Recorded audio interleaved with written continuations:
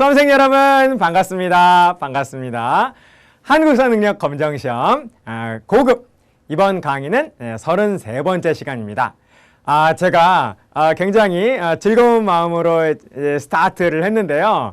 사실 이번 33강은 우리 대한제국이 저 나쁜 일본한테 이제 먹히는 과정이거든요. 네, 그래서 마냥 웃을 수만은 없는 그런 시간이 되겠습니다. 그래서 우리 대한제국이 일본한테 어떤 과정을 통해서 결국 주권을 빼앗기게 되었는가를 공부하는 그러한 시간이 되겠어요. 뭐 결코 유쾌하진 않지만은 이러한 부분 또한 우리 한국사로서 또 틀림없이 또 우리 시험에서도 나오고 있거든요. 그러므로 잘 정리를 해야겠습니다. 그리고 또 하나의 그 중요한 것은 이런 어떤 우리가 주권을 뺏겨가는 뭔가를 계속 강탈당하는 과정에서 우리가 그냥 가만히만 있었느냐, 그건 아니다라는 거죠. 우리도 아주 강력한 저항을 했다라는 겁니다. 그러한 내용을 공부하는 시간이 되겠습니다. 자, 그럼 여러분 우리 또 멋지게 한번 시작을 해보도록 할까요? 네. 자, 여러분 멋지게 시작을 한번 해보도록 하겠습니다. 일제 침략과 국권 피탈이라고 하는 제목으로서 우리가 어떻게 일본한테 계속 우리의 중요한 권리를 빼앗겨서 결국 1910년 한일합방까지 가게 되었는가를 한번 살펴보도록 하겠어요. 이렇게 말씀드릴 수 있습니다. 여러분, 대한제국이 기다란 바게트 빵이 있죠. 기다란 바게트 빵이라고 한다면 제가 일본이라고 가정을 해보겠어요? 그럼 이 대한제국을 일본이 한 입에 이렇게 넣은 게 아니고요. 그럴 수가 없지 않습니까? 6단계로 끊어서 먹었다라는 거예요. 이렇게.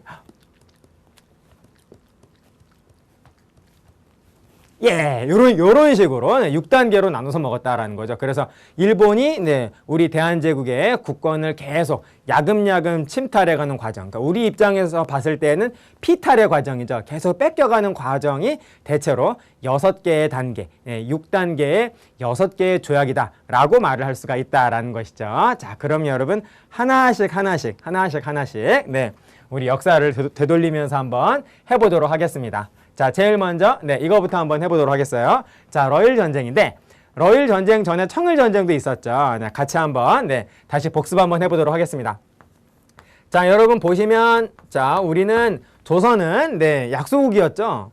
그래서 이 조선을 차지하려는 당시 국가는 우리 개화기의 국가는 크게 세 나라가 있었습니다. 자, 어떤 나라가 있었냐면 병자호란 이후에 계속 조선의 종주국을 자처하던 바로 조선한테 내내 260년 동안 사대를 받아오던 청나라, 조선에 대한 종주권을 계속 지키려고 했고요. 그리고 자, 이쪽에 또 하나의 나라, 1868년 메이지 유신으로 아시아에서 유일하게 강대국이 되는 데 성공한, 그래서 서양의 열강들과 어깨를 이렇게 나란히 하면서 바로 주위에 있는 나라들을 침략하기 시작한 바로 일본. 그리고 북쪽에 조선을 통해서 남쪽으로 내려가고 싶었던 바로 러시아. 러시아의 남진 정책, 남하 정책. 이렇게 조선은 세 개의 국가가 조선의 주도권을 놓고 3파전을 벌이는 그러한 모습이 바로 개화기의 모습이다라고 말을 할 수가 있다라는 겁니다. 그런데 먼저 붙은 두 나라는 청나라하고 일본이었다라는 거예요. 청나라와 일본이 조선의 주도권을 놓고 아주 치열하게 싸웁니다. 그래서 두 나라가 벌인 전쟁을 우리는 뭐라 그러죠? 청일전쟁이라고 그러잖아요. 청일전쟁은 몇 년부터 몇 년까지냐면 여러분 동청갑 기억하십니까? 동청갑 몇 년이라고요? 1894년에 시작해서 다음 해에 끝나죠. 1895년에 끝이 나고 맙니다. 여기에서 일본이 승리하죠. 승리한 쪽은 바로 일본이 된다라는 거예요. 그래서 여러분 전쟁이나 무슨 사건이 있으면은 꼭 끝난 다음에 그것을 수습하는 조약을 체결을 하잖아요. 그 조약이 바로 1895년에 체결된 조약인데 일본의 항구인 시모노세키에서 체결이 되었다라고 해서 이 조약을 뭐라고 표현을 하냐면 시모노세키 조약이라고 표현을 하죠. 네, 이 시모노세키 조약 여러 번 공부를 했습니다. 타이완과 요동반도를 바로 청나라한테서 뺏었다. 일본은 타이완을 얻는 데는 이번엔 이 시모노세키 조약 때는 성공을 했지만은 요동반도는 다시 돌려줄 수밖에 없었다. 이유는 어느 나라의 간섭, 몇 나라의 간섭, 세 나라의 간섭 때문에 러시아, 프랑스, 독일 이 세 나라의 간섭 때문에 바로 일본은 요동반도를 청나라한테 다시 돌려주게 되었다라는 겁니다. 그리고 그때 세 나라 가운데에서 가장 많이 영향을 끼친 나라가 가장 주도한 나라가 바로 러시아였다라는 거예요. 러시아가 프랑스, 독일을 끌어들여가지고 함께 세 나라가 일본한테 협박을 한 것이죠. 그래서 이때부터 이제 러시아와 일본의 이런 어떤 갈등은 아주 심화되게 됐다라는 겁니다. 아무튼 여러분, 이 시모노세키 조약을 통해서 청나라는 조선을 깨끗이 포기합니다. 더 이상 조선에 대해서는 내정 간섭을 할 수가 없게 되는 상황이 된다라는 거죠. 그래서 이 3파전에서 제일 먼저 탈락되는 나라가 바로 청나라가 된다라는 거예요. 그래서 남은 두 나라, 러시아하고 일본이 바로 조선을 놓고 또 경쟁을 하게 되는데, 조선이 중간에 나라 이름이 바뀌죠. 1897년 나라 이름이 뭐로 바뀝니까? 그렇죠. 대한제국으로 바뀌죠. 그래서 이제는 대한제국의 주도권을 놓고 러시아하고 일본이 정말 치열하게 싸우게 되는데요. 결국 전쟁을 벌이게 되죠. 그 전쟁, 러시아와 일본의 전쟁이니까 이 전쟁 뭐라고 하겠습니까? 당연히 러일 전쟁이라고 하겠죠. 그리고 러일 전쟁의 연도는 외우기 쉽습니다. 청일 전쟁만 생각을 하시면 돼요. 청일 전쟁은 동청갑이니까 당연히 1894년이고, 그래서 그때 시작하고 다음에 끝났다라고 한다면 청일 전쟁의 시작은 1894년, 그리고 청일 전쟁의 끝은 1895년이라는 걸 자연스럽게 쉽게 여러분 도출하실 수 있죠. 여기에다가 정확히 10을 더하면 시작과 끝이 딱 맞습니다. 그래서 청일 전쟁의 시작 10 더하시고 청일 전쟁의 끝 10을 더하시면 그게 러일 전쟁의 시작과 끝이 된다라는 거예요. 그래서 러일 전쟁은 자 10을 더하십시오. 1894년에 1904년에 시작해서 자 10을 더하세요. 1895년에 1905년에 끝이 나게 된다라는 겁니다. 여러분 이해되시죠? 그래서 러일 전쟁은 자 20세기 이제 시작이 된 바로 20세기 초에 바로 러일 전쟁을 하게 되는데요. 역시 러일 전쟁이 끝난 요 시점에서도 바로 러시아와 일본은 조약을 체결을 하게 됩니다. 미국의 포츠머스라고 하는 곳에서 둘이 만나가지고 조약을 체결을 해요. 그래서 이 조약을 뭐라고 하느냐, 포츠머스 조약이라고 한다라는 겁니다. 자, 이해되시죠, 여러분? 자, 그래서 제가 암비법을 만들어 놨어요. 하도 조약이 많아가지고 일단 두 개의 전쟁, 청일 전쟁 끝나고 맺은 조약은 시모노세키 조약, 러일 전쟁 끝나고 맺은 조약은 포츠머스 조약이라고 해서 여러분 청시러포 이렇게 한번 외워보십시오. 청시러포 이렇게 싹 외워놓으시면 실제 시험에서 유용하게 쓰실 수 있을 거예요. 자, 그래서 여러분 포츠머스 조약은 1905년인데요. 그런데 여러분 당시 전 세계적으로 이 러시아하고 청나라 말고 또 강대국은 없었느냐? 있었다라는 겁니다. 있었다. 여러분 가장 강력한 강대국 어떤 나라들 있죠? 우리 딱 떠올려보면 미국, 영국 이런 나라들 있지 않습니까? 그 나라들은 여기에 대해서 어떤 입장이었느냐를 말씀을 한번 드려본다면, 자, 일단 영국을 보세요. 여러분 영국은 이 당시에 바로 러시아하고 전 세계를 놓고 주도권을 경쟁을 하는 그런 경쟁 갈등 관계였다 그랬잖아요. 그래서 러시아의 남하 정책을 막기 위해서 영국이 1885년 갑신정변 바로 다음 해에 바로 우리나라의 땅 하나, 섬 하나를 무력으로 불법 점거한 다음에 3년 동안 무력 시위도 했잖아요. 여러분 그게 무슨 사건이죠? 어느 섬? 거문도 사건까지 영국은 일으켰지 않습니까? 그러니까 여러분 내내 러시아와 영국은 적대 관계. 그런데 보세요 여러분, 러시아와 일본은 또 적대 관계죠. 그리고 영국의 입장에서는 적은 나의 무엇? 나의 친구죠. 나의 애니미의 애니미는 나의 프렌드가 되는 거 아니겠습니까? 네. 동서고금의 뭐 진리라고 볼 수 있겠죠? 네. 자, 그래서 일본과 영국은 아주 친한 관계였다라는 겁니다. 네. 그래서 이 영국과 일본은 러시아를 함께 막아내기 위해서 무슨 조약을 체결하게 되냐면요. 1902년에요. 제1차 영일동맹을 체결을 해서 러시아를 함께 막는 그런 어떤 동맹 관계가 된다라는 겁니다. 네. 이때부터. 네. 자, 그리고 그래서 영국은 일본을 전폭적으로 지원을 하고요. 그리고 미국은 또 어떠냐? 미국은 늘 영국과 같은 한 목소리를 내지 않습니까? 늘 미국의 친구는 영국의 친구는 미국 아니겠어요?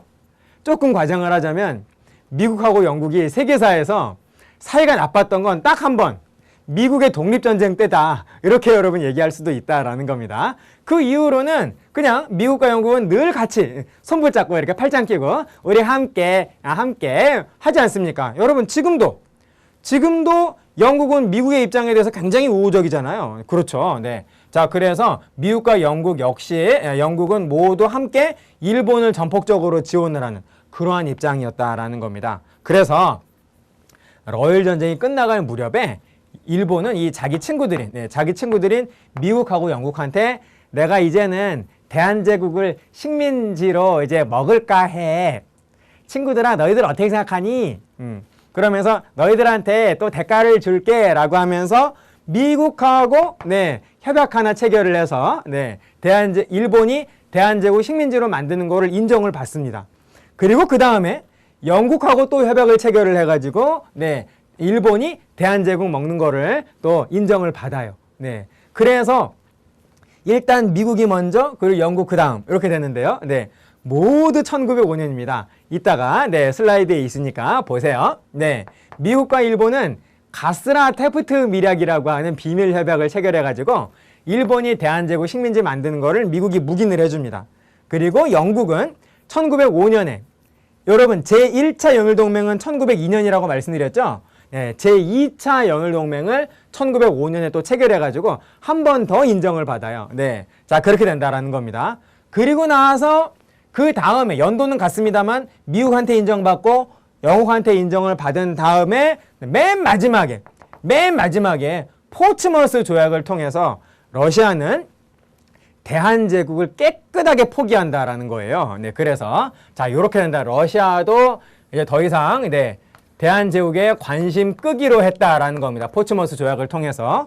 그래서 여러분 포츠머스 조약이 바로 일본이 대한제국을 식민지로 만드는 어떤 대외적인 준비의 종결판, 완결판이 된다라는 겁니다. 그래서 포츠머스 조약을 딱 체결을 하고 나니까 이제 전 지구상에서 일본이 대한제국을 식민지로 만드는 것을 그 어떤 나라도 간섭하거나 뭐라고 토달지 않는, 뭐라고 방해하지 않는 그런 어떤 대외적인 분위기가 만들어지게 된다라는 거예요. 그래서 일본은 그 바로 포츠머스 조약 바로 직후인 역시 1905년에 대한제국의 주권을 이때 딱 뺏지는 못하죠. 여러분 대한제국의 주권을 딱 뺏는 거는 1910년 한일 병합조약 아니겠어요? 그 5년 전인 1905년에 대한제국의 주권을 아주 심각하게 침해하는 아주 강력한 조약 하나를 체결을 하게 되죠. 그것도 강제로. 여러분 그거를 뭐라고 하죠? 강제로 체결한 조약이어서 얘를 늑약이라고 표현을 하고요. 그리고 1905년은 우리 60갑자로 을사년입니다. 많이 들어보셨죠? 바로 무슨 늑약? 을사늑약이 바로 그래서 이러한 사연을 통해서 포츠머스 조약 이후에 바로 체결되게 된다라는 거예요. 그래서 그 을사늑약 전까지의 일본과 대한제국이 맺은 조약은 을사늑약과 비교했을 때는 야금야금이었다라는 겁니다. 그런데 을사늑약부터 바로 대한제국한테 뺏는 그 엄청난 그 권리의 양이 엄청난 양이 된다라는 거예요. 뭐 예를 들어서요, 일본이 지금 대한제국한테 뺏는 것이 을사늑약 전까지는 뭐 이렇게 뭐 이렇게 연필 뺐고 뭐 필통 뺐고 이 정도였다라고 한다면 을사늑약 때 뭐를 뺏게 되냐면 이제 지갑 내나 막 이런다라는 거죠. 막 가방 내나 막 옷 내나 막 뭐 이렇게 된다라는 겁니다. 네. 자, 그래서 을사늑약에 제가 너무 웃으면 안 되죠. 네. 을사늑약에 네. 이 구체적인 내용은 그때 가서 네, 제가 또 말씀을 드리도록 하겠습니다. 되셨죠, 여러분? 자, 그래서 바로 러일 전쟁이 바로 네, 이러한 과정을 통해서 탄생을 했다라고 하는 그런 내용을 좀 이해를 해주시면 좋을 것 같아요.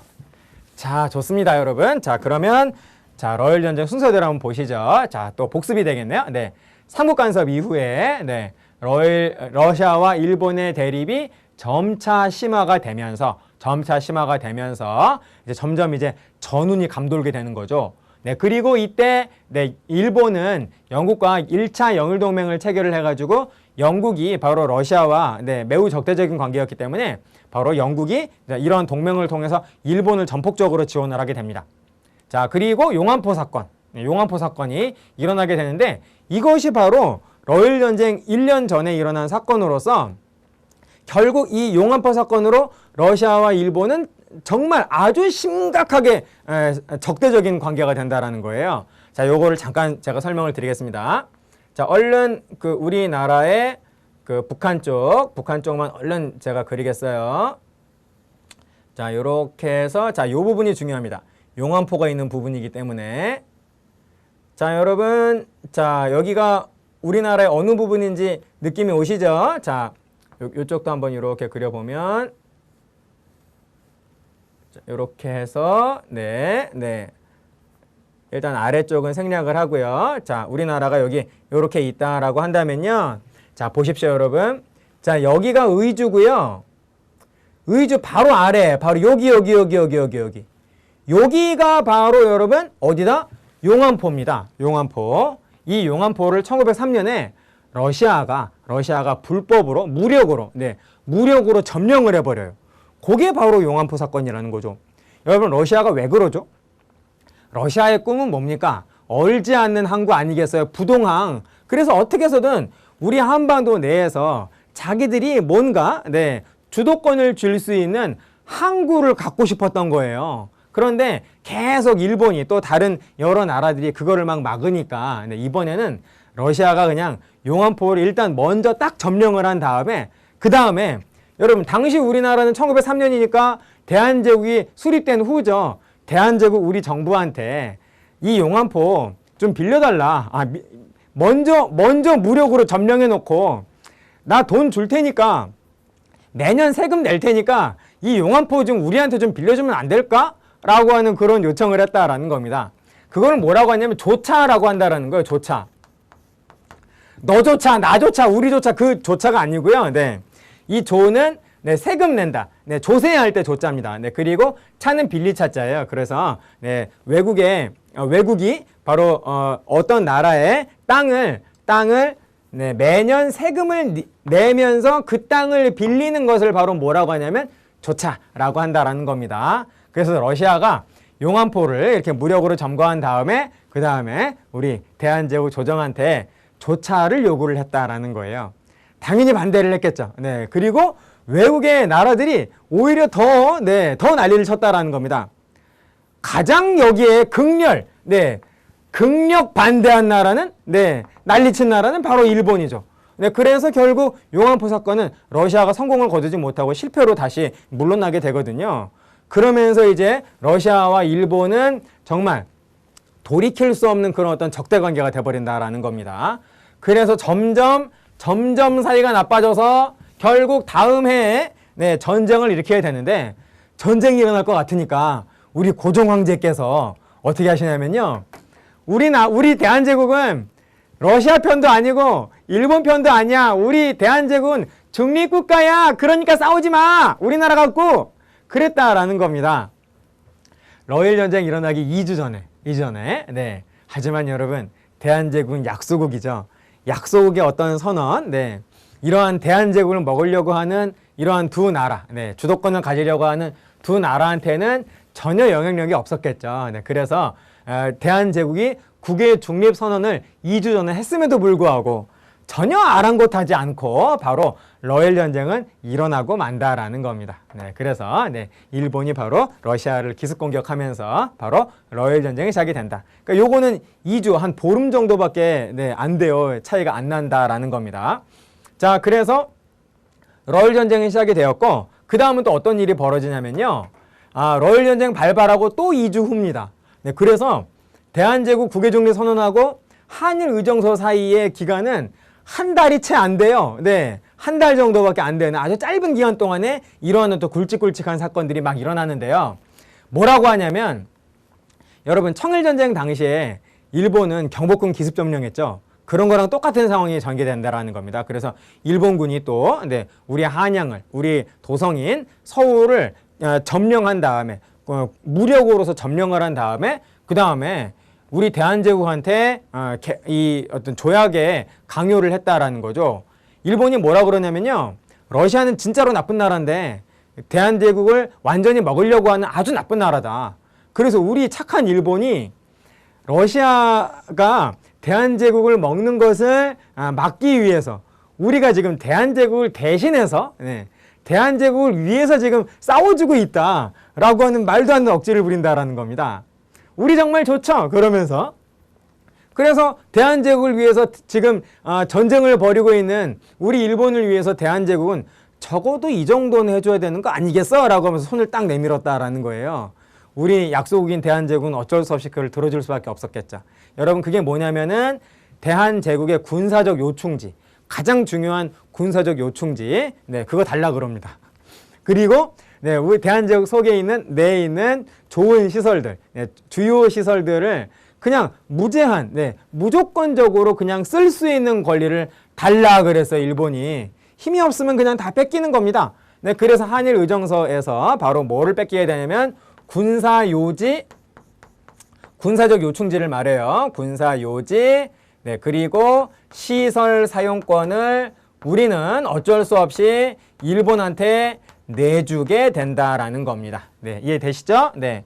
그리고 같은 해 하나 더 달라고 그럽니다. 세상에. 네. 그럼 뭐라고 하냐면 제1차 한일협약이라고 한다라는 거예요. 이때는 어떤 일이 있었냐면요. 바로 일본에서 네. 바로 우리 대한제국을 바로 내정 간섭할 수 있는 두 사람을 중심으로 해서 보내는데 고문을 파견을 합니다. 요거는 물고문, 전기고문 그 고문이 아니고요. 네, 고문, 조언자죠, 조언자. 그런데 실제로는 간섭자. 그래서 바로 고문이 바로 네, 제1차 한일협약에 의해서 바로 우리나라에 파견이 되면서 바로 이 고문이 바로 권력을 장악하게 되는 거죠. 그 고문은 둘이 있는데요. 일단 재정고문, 국가의 돈 관리를 재정고문이라고 그랬었죠. 재정고문으로서 메가타가 옵니다. 메가타가 오고, 그리고 외교고문으로서 일본 친일 미국인 가운데에서 당시 미국인 가운데에서는 우리 대한제국을 정말로 했었던 호머 헐버트와 같은 애국 미국인이 있고요. 그리고 일본 편에서 일본이 대한제국을 식민지로 만드는 그런 어떤 식민지화에 앞장서는 일본의 앞잡이 미국인이 있었다라는 거예요. 바로 친일 미국인 스티븐스. 네, 이렇게 둘이 와가지고 바로 대한제국의 재정과 외교를 장악을 하게 된다라는 겁니다. 네. 이 스티븐스는 결국 1908년에 샌프란시스코에서 전명훈 장인환 의사에 의해서 처단당하게 되는 거죠. 네, 죽습니다. 우리 한국인 재미동포한테 처단을 당하게 된다라는 거죠. 자, 이렇게 된다라는 거. 모두 둘 다 1904년에 일이 된다라는 겁니다. 자, 그래서 바로 러일 전쟁은 1905년에 러일 전쟁은 끝이 나게 되고요. 그리고 이 러일 전쟁의 결과 맺은 일본과 러시아가 맺은 조약의 이름이 뭐라고요? 그렇죠, 여러분. 포츠머스 조약. 청시러포 기억해 주세요. 청시러포 1905년 종료된 것도 그렇고 조약도 그렇고 1905년이 되겠습니다. 그런데 아까 제가 말씀드린 바대로 포츠머스 조약은 완결편이라고 그랬죠. 그러니까 일본이 대한제국을 식민지로 만드는 것을 대외적으로 외부적으로 완전히 정리한 마지막이 포츠머스 조약이 된다 그랬었습니다. 두 개가 더 있어요. 미국하고 맺은 협약이 있고 그리고 영국하고 맺은 협약이 그 전에 나온다라는 거죠. 자, 먼저 뭐가 나오냐면 가스라 테프트 밀약이 나온다라는 겁니다. 가스라는 당시 일본 수상이에요. 그리고 외무부 장관도 겸임하고 있었습니다. 지금 일본의 수상은 아베 수상이죠. 그런 어떤 당시 일본 수상 가스라. 그리고 테프트는 미국의 육군 장관이에요. 그러니까 미국을 대표하는 인물이다라는 겁니다. 그래서 가스라하고 이 테프트가 바로 비밀 협약을 체결했어요. 비밀 협약. 네, 비밀 협약. 이거는 내세우면 안 되는 자기들끼리만의 비밀 협약이라는 겁니다. 뭐냐면 미국이 필리핀을 식민 지배하는 거를 일본이 묵인을 해줘요. 그래. 기브 앤 테이크 하는 겁니다. 그리고 미국은 일본이 대한제국을 식민 지배하는 거를 묵인을 해주기로 서로 각자 식민지 만드는 거를 다른 쪽에서 반대하지 않기로 서로 약속을 한 게 바로 다름 아닌 가스라 테프트 밀약이 된다라는 거예요. 자, 그리고 또 같은 해 모두 1905년인데요. 시간적으로는 요 순서다라는 거예요. 자, 그래서 아까 1902년에 제1차 영일동맹 체결했죠. 그리고 다시 한번 제2차 영일동맹을 체결해가지고 다시 한번 일본이 대한제국 식민지 만드는 것을 영국이 인정을 해주게 된다라는 겁니다. 그래서 마지막으로 포츠머스 조약을 통해서 더 이상 포츠머스 조약 이후에는 외국이 지구상의 그 어떤 나라도 일본이 대한제국 식민지 만드는 것을 방해하지 않게 되는 그런 어떤 상황이 된다라는 거예요. 이해되시죠? 자, 다시 한번 나왔으면 청시로포. 자, 이게 뭐라고요? 청일전쟁 끝나고 맺은 조약은 시모노세키 조약. 그리고 러일전쟁 끝나고 맺은 조약은 포츠머스 조약이 되겠습니다. 잊지 마세요. 자, 그래서 청시로포. 자, 다시 한번 받고. 자, 그래서 여러분, 그 이후에 이제 포츠머스 조약 이후에 바로 일본은 대한제국의 그 주권 침탈을 아주 본격화하면서 그 전까지는 비교가 안 되는 엄청난 거를 뺏었다 그랬었죠. 여러분, 그게 뭐라고요? 을사늑약이 된다라는 겁니다. 순서 한번 우리 정리해 보도록 합시다.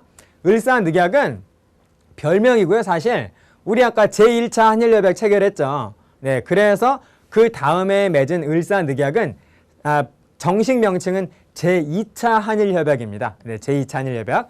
그게 을사년이어서 1905년 을사년이어서 우리는 을사늑약이라고 표현을 해주는 것이죠. 자, 그래서 여러분, 자, 요거 우리 한번 정리해 봐요. 아까 제가 우리 강의 시작할 때 말씀드렸던 대로 대한제국이 바게트빵이라고 하면 한 입에 이렇게 넣는 게 아니라 암냠 이런 식으로 6단계였다라는 겁니다. 자, 이렇게 한번 우리 외워보도록 합시다. 자, 이렇게 한번 해보세요, 여러분. 4, 4, 5, 7, 9, 10 4, 4, 5, 7, 9, 10 4, 4, 5, 7, 9, 10 몇 번 중얼중얼 해보세요. 네, 금방 외워집니다. 당연히 여러분 이것은 1904년, 1905년, 1907년, 1909년, 1910년이 된다라는 거죠. 네, 1900 몇 년이다라는 건 우리 안 적어도 상관없죠. 4, 4, 5, 7, 9, 10 4, 4, 5, 7, 9, 10 이렇게 외우시고요. 자, 여기에 한 글자씩 붙여주십시오. 한일이, 한기한, 한일이, 한기한 이렇게 외워보세요. 한일리, 한기한, 한일리, 한기한, 한일리, 한기한. 네. 자, 1904년에 이 한은 우리 이미 공부한 겁니다. 한일 의정서. 여기서 우리는 뭐를 뺏겼다고요? 그렇죠. 군사요지 시설 사용권을 뺏기게 된다라는 거. 자, 그 다음에 같은 해 제1차 한일협약 체결한다 그랬었죠. 그래서 이때는 고문이 와서 우리의 권력을 뺏는다. 재정고문 누구? 메가타. 외교고문 누구? 친일 미국인 스티븐스. 이렇게 온다라는 겁니다. 그래서 메가타는 1904년에 와서 1905년에는 화폐 정리 사업을 단행을 해요. 그래서 대한제국의 모든 화폐를 일본 화폐로 바꿔버립니다. 엄청난 일이 된다라는 거죠. 자, 그 다음에 1905년에 체결한 제2차 한일협약이 바로 다름 아닌 을사늑약이 된다라는 거예요.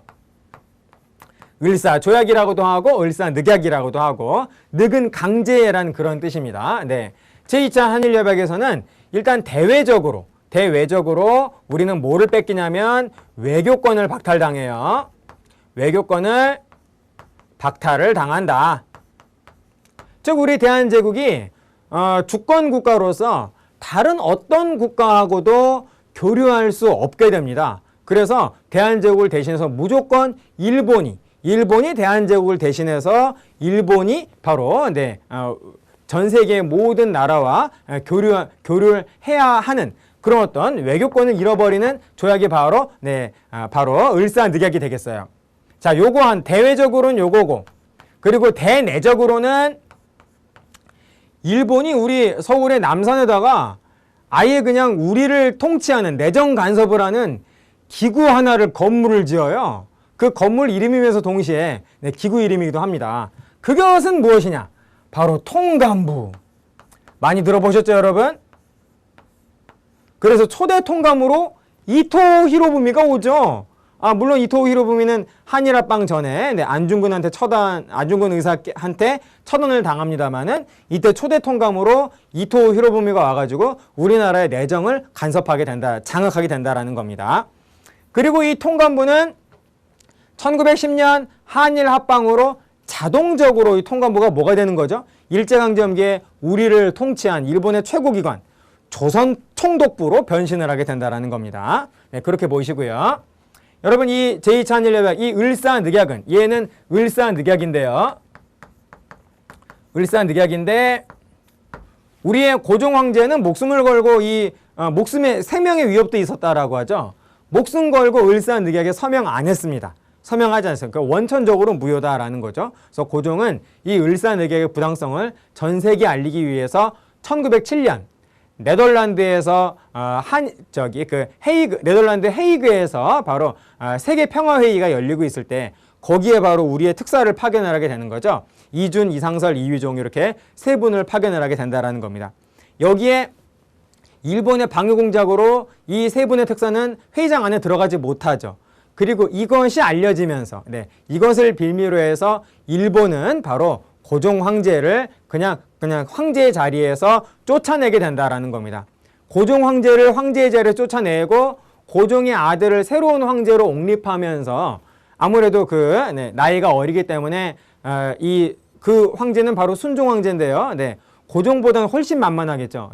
그래서 그 순종 황제와 새롭게 체결한 조약이 바로 1907년에 한일 신협약입니다. 한일 신협약.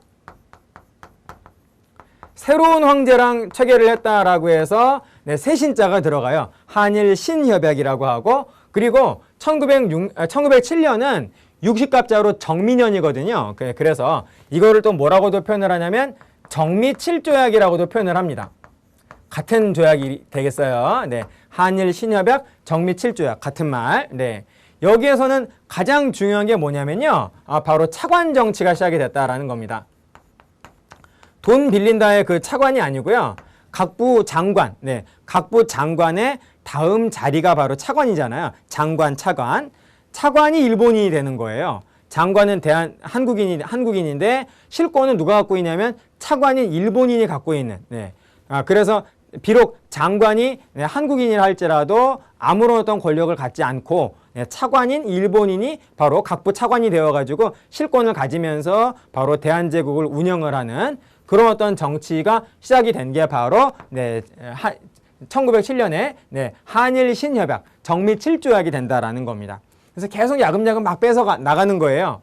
자, 그리고 1909년은 60갑자로 기유년이거든요. 그래서 기유년에 맺은 각서다라고 해서 기유각서라고 하는데, 이 기유각서는 어떤 내용이냐면 우리나라의 사법권, 대한제국의 사법권, 재판권이죠. 사법권을 또 뺏기고 맙니다. 박탈당하고 말아요. 그래서 이제는 일본이 우리나라에서 재판도 하게 됩니다. 그리고 1910년에는 경찰권까지 뺏기고, 뺏길 대로 다 뺏긴 다음에 맨 마지막에 주권 하나 남죠. 1910년에 1910년 8월 29일 바로 주권 하나 딱 남았을 때, 대한제국의 주권이 다른 건 다 뺏기고 주권만 남았을 때 바로 우리는 한일병합조약을 바로 일본과 체결을 하면서 바로 이 한일병합조약을 통해서 우리는 주권을 강탈당하게 되는 거죠. 그러면서 바로 우리는 대한제국은 없어지고 왕조는 없어지면서 바로 일본의 식민지가 된다라는 겁니다. 그래서 일제강점기가 바로 이 한일병합조약을 통해서 시작이 되는 것이고, 한일병합조약을 통해서 바로 우리가 주권을 뺏긴 바로 그 사건을 뭐라고 하냐면 한일합방이라고 표현을 한다라는 거예요. 여러분 이해되시죠? 그래서 한일합방으로 일제강점기 시작되어서 1945년 8월 15일에 일본이 바로 태평양 전쟁에서 패배하면서 바로 이 연합군에게, 미국과 영국과 같은 이러한 연합군한테 무조건 항복을 할 때까지 우리는 우리 역사에서 암흑의 시대인 그 일제강점기가 이제 지속이 된다라는 겁니다. 그렇게 이해를 해주시면 좋을 것 같아요. 자, 그래서 제가 이렇게 쭉 설명을 드렸는데 이 6개의 조약을 여러분 기억을 해주십시오. 자, 암기법은 뭐라고요? 445, 790, 445, 790. 거기에다가 한 글자씩 한일리 한기한, 한일리 한기한 이렇게 하시면 아주 좋을 것 같습니다. 실제 시험에서 이런 어떤 국권 침탈 과정이 시험에서 나왔을 때는 이거 다 적을 필요 있나요? 그렇지 않죠. 445, 790 얼른 딱 숫자 딱 쓰신 다음에 그 다음에 한일리 한기한 딱 써 놓으시고 하나하나 맞춰서 문제를 풀어보세요. 금방 해결이 될 겁니다. 되셨죠? 좋습니다. 자, 그러면 자, 이렇고요.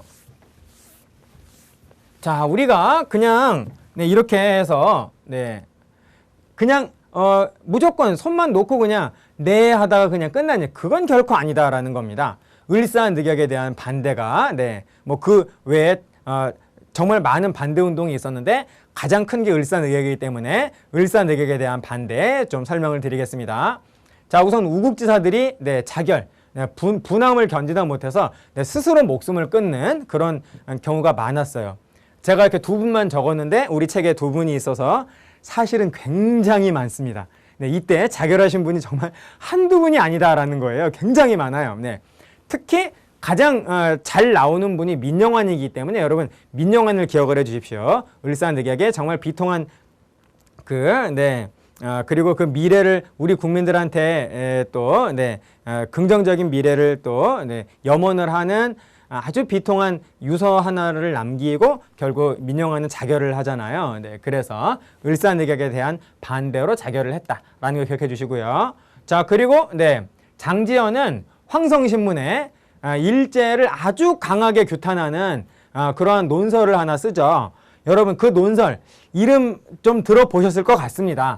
시일야 방성대국이 바로 장지연이 바로 을사늑약 이후에 바로 을사늑약으로 인해서 바로 일본을 규탄을 하는 그러한 논설이 된다라는 거예요. 근데 여러분 이거 잘 끊으셔야 돼요. 시일야방 성대국이 아닙니다. 시일야 방성대국이라는 거예요. 시일야 방성대국. 시일야는 시일은 투데이입니다. 투데이. 오늘이라는 뜻이에요. 오늘. 시일은 오늘. 야는 여기서 쉼표의 기능을 하는 한자입니다. 그래서 오늘 하고 이렇게 쉼표 하나 이렇게 탁 한다라는 거죠. 오늘. 다음에 방성. 소리내어 이런 뜻입니다. 소리를 내어서 소리 내어서 우는 건데 그냥 이렇게 조용히 이렇게 우는 게 아니라 이렇게 울었다라는 거예요. 소리 내어서 대성통곡을 한다라는, 크게 운다. 그래서 자, 시일야 방성대곡은 바로 오늘 소리 내어서 크게 운다라고 하는 그런 의미를 가진다라는 겁니다. 역시 을사늑약 기억해 주시고, 다음 을사의병도 일어나요. 아까 을미사병과 단발령으로 인해서 첫 번째 의병인 을미의병이 일어났지 않습니까? 그로부터 정확히 10년 후에 바로 을사늑약에 대한 반발로 바로 을사의병이 두 번째로 일어나게 된다는 거죠. 최익현, 임병찬, 신돌석. 특히 뭐 다 중요하신 분입니다만은 신돌석은 평민의병장이었다라는 거예요. 당시까지의 의병장은 모두 양반 유생이었다라는 겁니다. 그런데 이제 평민까지 나서서 의병을 일으켰다라고 하는 것은 당시 을사늑약이 얼마나 큰 충격을 주었고, 그리고 이런 어떤 의병 활동이 전국적으로 확산되었다, 공감대가 형성되었다라는 것을 알 수 있는 하나의 증거가 된다라는 것이죠. 좋습니다. 자, 그 다음에 오적 암살단. 오적은 무슨 말이냐면 을사오적이에요. 우리 조정의 대한제국의 대신들 가운데에서 이 당시 을사늑약의 그 문서의 내용을 보고 당시 회의장에 대부분의 대신들은 이게 무슨 조약이냐 그러면서 자리를 박차고 나갔거든요. 안 나간 5사람. 그 회의장에 안 나가고 그 회의장에서 결국 서명을 한 5명, 을사늑약에 서명한 5명의 대한제국 대신을 바로 뭐라고 한다? 을사오적이라고 한다라는 겁니다. 바로 매국노가 되는 거죠. 이완용, 대표적인 매국노, 이완용, 이지용, 이근택, 박재순, 권중현 이렇게 5명의 을사오적을 처단하기 위한 오적 암살단이 또 만들어져요. 나철과 오기호를 중심으로 해서. 그래서 5개의 팀이 있었던 겁니다. 이완용을 처단한 이완용 팀, 이지용 처단한 이지용 팀 이렇게 있었는데 이렇게 5개의 팀이 있었는데 여러분 이 오적들도 자기들이 한 게 있으니까 당연히 테러 위협이 있을 거라는 걸 알잖아요. 그래서 경비를 강화해서 이 오적 암살단의 이 5팀은 모두 실패합니다. 그래서 결국 성공하지는 못하는데요. 그 이후에 그 나철과 오기호는 오적 암살단 실패 이후에 바로 대종교라고 하는 단군을 단군 왕검, 단군을 바로 민족의 시조로 숭앙하는 종교 하나를 창시합니다. 만들어낸다라는 거죠. 네. 자, 그래서 바로 나철과 오기호는 오적 암살단으로 처음 등장하시는데 그 이후에도 계속 나오신다라는 겁니다. 대종교 창시. 이렇게 기억을 좀 해주세요. 좋습니다. 자, 그 다음에 자, 고종. 네. 헤이그 특사. 뭐 이거야말로 왕도 가만히 있지, 황제도 가만히 있지 않았다라는 거죠. 네. 물론 이 헤이그 특사로 인해서 1907년 고종은 쫓겨나게 된다라는 거. 좋습니다. 자, 그럼 항일 의거 활동 한번 보실까요? 자, 이미 공부한 오적 암살 실패했습니다만 당연히 역사적인 의의는 있는 것이죠. 네, 그리고 이 2분 대종교 좀 기억을 해주세요. 그래서 일제강점기에 대부분의 독립군들은 대종교를 믿는 사람들이 많았습니다. 네. 자, 다음에 2번째 전명훈 장인환 의사가 바로 여러분 이 스티븐스 누구였죠?